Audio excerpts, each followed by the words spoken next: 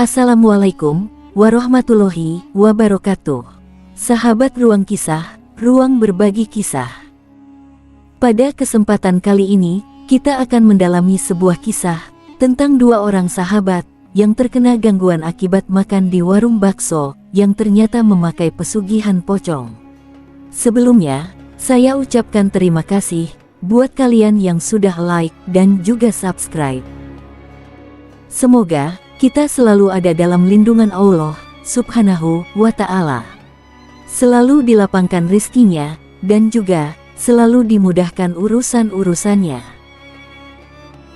Di sebuah desa kecil yang jauh dari keramaian, terdapat dua orang sahabat yang setiap harinya selalu menghabiskan waktu bersama-sama. Rudy dan Dika, mereka dikenal sangat menyukai kuliner, terutama bakso. Pada suatu hari, Rudy mendengar tentang sebuah warung bakso legendaris yang sangat ramai. Setiap harinya, warung itu selalu dipenuhi oleh para pengunjung. Bahkan, ada sebagian dari mereka yang berasal dari luar daerah. Mereka sengaja datang untuk menikmati kuliner bakso yang terkenal sangat lezat itu. Mendengar cerita dari Rudy, Dika sangat termotivasi untuk segera mencicipi bakso legendaris tersebut. Akhirnya, mereka berdua langsung menuju tempat si penjual bakso. Setibanya di warung, suasana terasa aneh. Suhu di dalam warung juga terasa panas. Padahal, di warung tersebut sudah menyala beberapa kipas angin yang memang diperuntukkan buat para pelanggan. Rudy dan Dika akhirnya memesan bakso 2 porsi.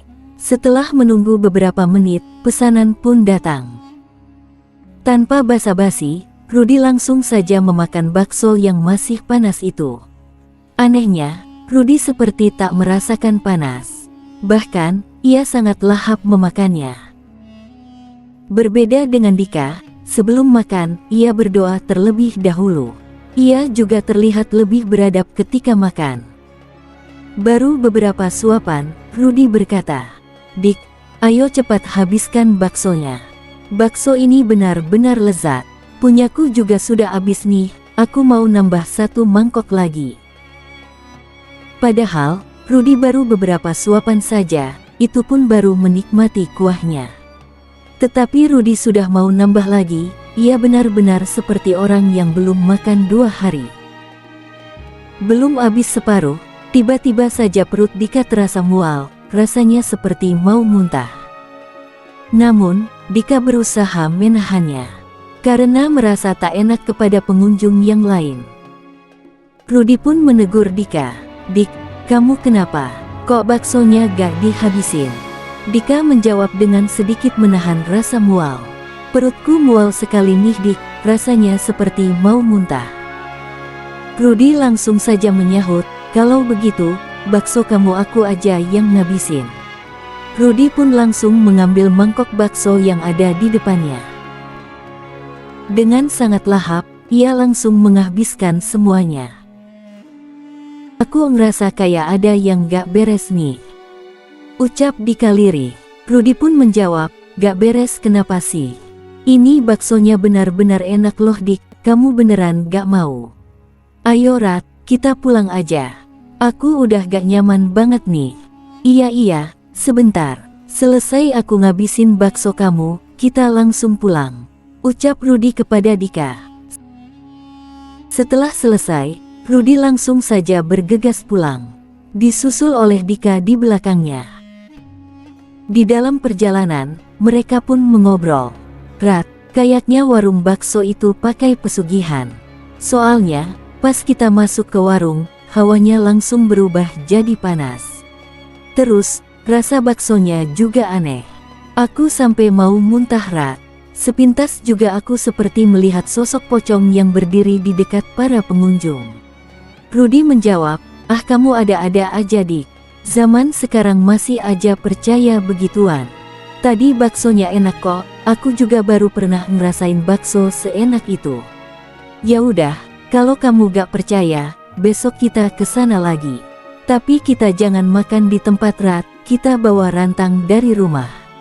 Aku pernah dengar, kalau warung yang pakai pesugihan, jika makanannya kita taruh di rantang, nanti rasa makanannya akan berubah. Kamu punya rantang di rumah kan? Ucap Dika kepada Rudy. Iya, aku ada. Ya udah, kalau gitu besok siang kita ke sana lagi. Aku mau buktiin kalau warung itu memang pakai pesugihan. Pada malam hari, saat Dika sedang tidur, ia bermimpi melihat pocong di atas lemari bajunya. Pocong itu benar-benar membuat Dika merasa takut. Kulit wajahnya seperti mengelupas, dan banyak belatung yang menempel di wajahnya. Seketika itu juga, Dika langsung terbangun dari mimpi buruknya. Dika berpikir, mungkin itu hanyalah bunga tidurnya saja. Setelah merasa cukup tenang, Dika akhirnya melanjutkan tidurnya. Keesokan harinya, Rudy datang ke rumah sahabatnya itu. Dik, ayo, kita jadikan ke tempat warung bakso itu lagi. Tanya Rudy kepada Dika. Iya Rat, jadi kok. Oh iya, kamu udah bawa rantangnya kan? Tenang aja Dik, aku udah bawa kok. Ini rantangnya, tadi aku ngambil di dapur pas ibuku lagi pergi keluar. Soalnya kalau ibuku tahu, pasti nanti banyak banget pertanyaan. Rudy dan Dika akhirnya menuju ke warung bakso yang kemarin. Sesampainya di warung, Rudy langsung menghampiri salah satu karyawan warung tersebut. Bang, baksonya 2 mangkok, tapi ditaruh di rantang ini bang, soalnya mau dimakan di rumah. Abang penjual bakso itu pun menjawab, kalau ditaruh di rantang itu gak bisa, paling dibungkus pakai plastik bisanya. Rudy kemudian berucap, tinggal dimasukin aja ke rantang, apa susahnya bang. Abang itu pun beralasan memang tidak diizinkan oleh bosnya, kalau ada yang beli bakso pakai rantang seperti itu. Setelah berpikir sejenak, Rudy dan Dika akhirnya mengiyakan tawaran dari abang tersebut. Ya udah, bungkus pakai plastik aja. Setelah pesanan selesai dibuat, Rudy dan Dika langsung bergegas pulang. Di perjalanan, sekitar beberapa meter dari warung bakso, Rudy dan Dika langsung membuka bungkusan plastiknya, dan menuangkan bakso itu ke dalam rantang yang memang sudah disiapkan. Mereka pun kembali pulang ke rumah masing-masing.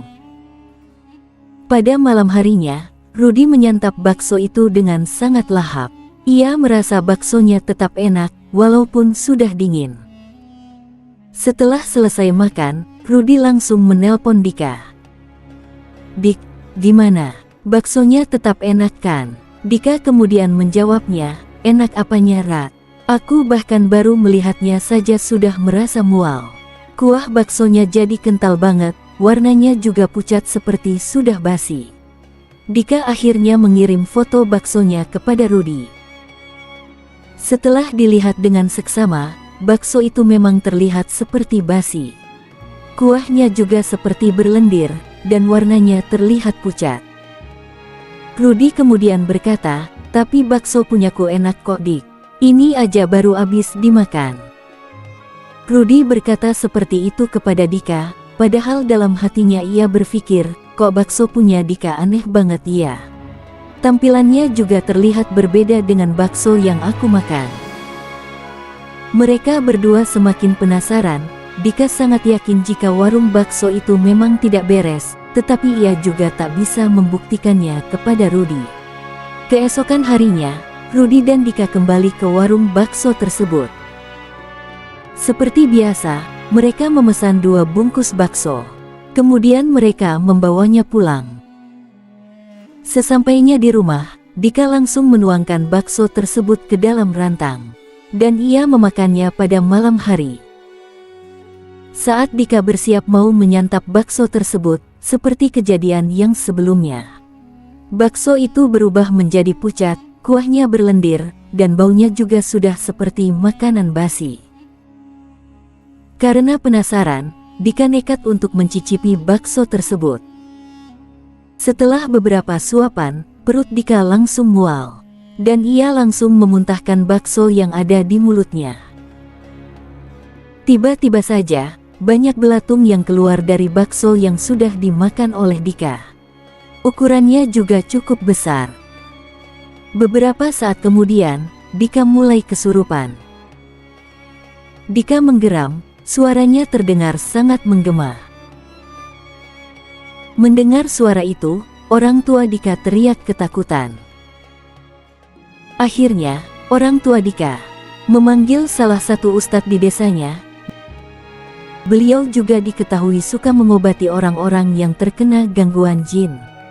Setelah ustadz itu datang, Dika tetap saja menggeram dengan posisi merangkak. Ustadz itu bisa melihat jika ada sosok pocong dan juga makhluk hitam besar yang mengganggu Dika. Kedua sosok tersebut merasa tidak senang karena Dika mengetahui adanya pesugihan di warung bakso itu. Setelah dibacakan beberapa ayat suci, Dika akhirnya sadar juga. Ia tampak lemas dan juga berkeringat. Setelah kondisi terlihat membaik, ustadz itu bertanya kepada Dika, "Sebenarnya kamu habis makan apa? Dan kenapa sampai kesurupan?" Dika akhirnya menceritakan semuanya kepada Pak Ustadz. Dika bercerita jika ia dan Rudi baru saja membeli bakso yang ada di pinggir rel kereta api. Ustadz itu langsung bisa menangkap. Ternyata ustadz itu memang sudah mengetahui jika warung bakso yang dimaksud memang sudah dari dulu memakai perewangan. Mereka menggunakan perewangan dengan sosok pocong dan juga makhluk hitam besar. Ustadz itu bercerita, jika tugas pocong tersebut adalah berjalan memutar kepada setiap pengunjung yang sedang makan. Kemudian kulit wajahnya mengelupas, dan berjatuhan di mangkok yang berisi bakso. Itulah yang membuat para pelanggan merasa ketagihan, dan rela kembali lagi demi menikmati bakso tersebut. Mendengar cerita dari Pak Ustadz, Dika langsung menelpon Rudi. Ia menyuruh Rudi agar datang ke rumahnya sekarang juga. Beberapa saat kemudian, Rudi akhirnya datang. "Dik, kamu kenapa Dik? Kok badan kamu lemas begini?"